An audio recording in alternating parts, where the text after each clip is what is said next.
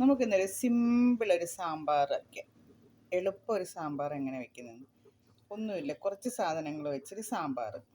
രണ്ട് തോരൻ പരിപ്പ് ഞാൻ കഴുകി വൃത്തിയാക്കി വെച്ചിട്ടുണ്ട്. അപ്പം നമുക്ക് കുക്കറിലോട്ടിടാം.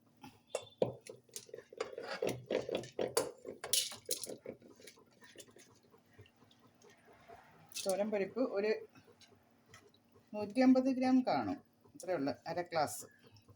സാമ്പാർ വയ്ക്കുമ്പോൾ കുറച്ച് തോരൻ പരിപ്പ് അധികം വേണം, എന്നാലേ സാമ്പാർ നല്ല ഇഡ്ഡലിയൊക്കെ കഴിക്കാനുള്ള സാമ്പാർ നല്ല കൊഴുത്തിരിക്കും.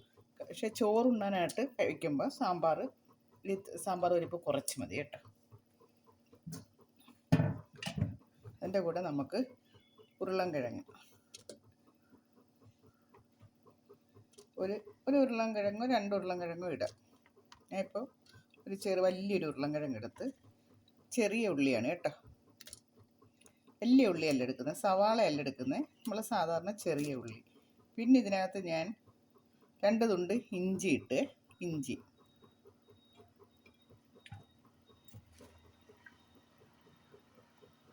പിന്നെ ഇട്ടെന്ന് വെച്ചാൽ ക്യാരറ്റ്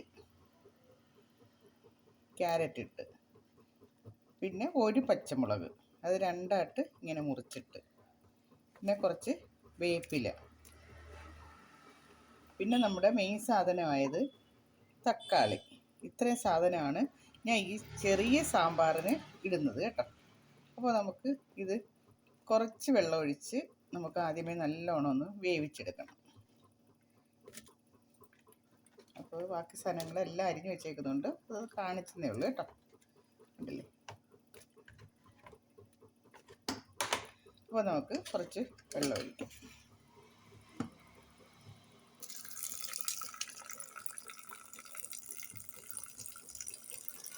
വെള്ളം ഞാൻ ഒഴിക്കുന്നത് നോക്കിക്കാം, എത്ര വെള്ളം ഒഴിച്ചെന്ന് നോക്കേ. ആ പച്ചക്കറിക്ക് മുകളിൽ നിൽക്കണം വെള്ളം. പച്ചക്കറിക്ക് മുകളിലോട്ട് വെള്ളമായി. നല്ല സാമ്പാറാണ് കേട്ടോ. ഇങ്ങനെ ഒരു സാമ്പാർ വെച്ചാൽ നമുക്ക് ഇഡ്ഡലിയൊക്കെ വെറുതെ നമുക്ക് കുടിക്കാൻ പറ്റുന്ന ഒരു സാമ്പാറാണ് കേട്ടോ. അപ്പോൾ നമുക്കിത് അടുപ്പിൽ വയ്ക്കാം. ഇപ്പം ഇതിനകത്ത് തന്നെ ഞാൻ ഉപ്പിടാൻ പോയണേ. ചെറിയൊരു സ്പൂൺ ഉപ്പിട്ട്, അതിലൂടെ തന്നെ നമുക്ക് മഞ്ഞൾപ്പൊടി ഇടാം, പിന്നെ കുറച്ച് കായം ഇനി നമ്മൾ ശകലം കൂടെ ഇടും, എന്നാലും ഈ വേവിക്കുമ്പോൾ ഒരു കുറച്ച് കായം ഇട്ട് വേവിക്കണം. നല്ലോണം ഇളക്കി കൊടുക്കാം.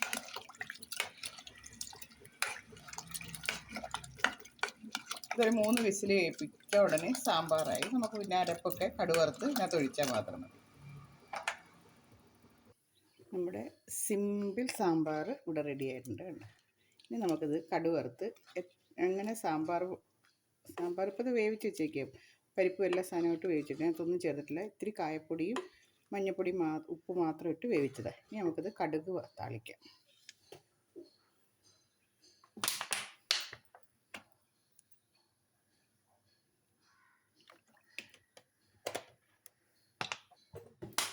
എണ്ണ ഒഴിച്ചു, കടുക്, ചെറിയ ജീരകം,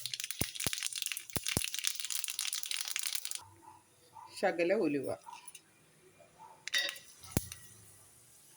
പിന്നെ സാധാരണ കടുക് വറുക്കാനുള്ള എല്ലാം.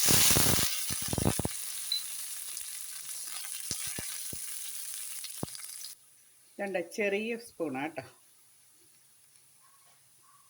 ഇത് നോക്കാം, നിറച്ച് പോലും ഇല്ല. ഇത്രയും സാമ്പാർ പൊടിയാണ് എടുക്കുന്നത്. ഇതിൻ്റെ കൂടെ കുറച്ച് കായപ്പൊടിയും കൂടി ഇടും. നമ്മൾ നേരത്തെ കായപ്പൊടി ഇട്ടായിരുന്നു, അതിൻ്റെ കൂടെ ശകലം കായപ്പൊടിയും കൂടി ഇട്ട് സ്റ്റൗ ഓഫാക്കും. ഇത്രയേ ഉള്ളൂ സാമ്പാർ. നമ്മൾ താളിച്ചത് ഇതിനകത്തോട്ട് ചേർക്കും.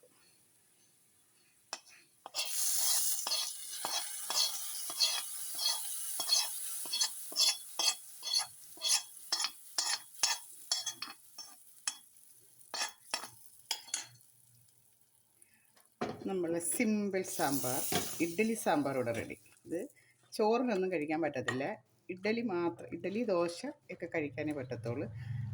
കാരണം എരിയെല്ലാം കുറവാണ്, മസാല കുറവാണ്, തോരൻ പരിപ്പ് സാമ്പാർ പരിപ്പ്, തോരൻ പരിപ്പല്ല സാമ്പാർ പരിപ്പ് ഇത്തിരി അധികം കൂടും, നല്ല കട്ടിക്കിരിക്കും. കണ്ടില്ലേ, ഇതാണ് നമ്മളെ ഇഡ്ഡലി സാമ്പാർ.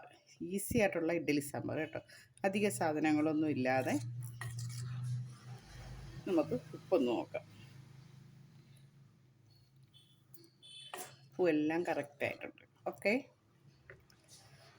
അപ്പോൾ ഇതണ്ടേ, ഈ ഒരു മല്ലിയിലയാണ് ഞാൻ ഇവിടെ ചേർക്കുന്നത് കേട്ടോ. ഇതിനകത്ത് ചൂടോടുകൂടി അതങ്ങ് ഇട്ട്. ചൈനീസ് മല്ലിയിലാണേ. അപ്പോൾ അത് ഇട്ടു. ഇതുണ്ട് ഒരു വെള്ളച്ചമ്മന്തി, ഇഡ്ഡലി, നല്ല പൂ പോലത്തെ ഇഡ്ഡലിയാണ്. ഇത് അരിപ്പൊടി വെച്ച് ഉഴുന്നിട്ട് ഉലുവയിട്ട് ആട്ടിയെടുക്കുന്നത്, നല്ല പച്ചരി ഇട്ടതല്ല കേട്ടോ. വേണ്ടേ.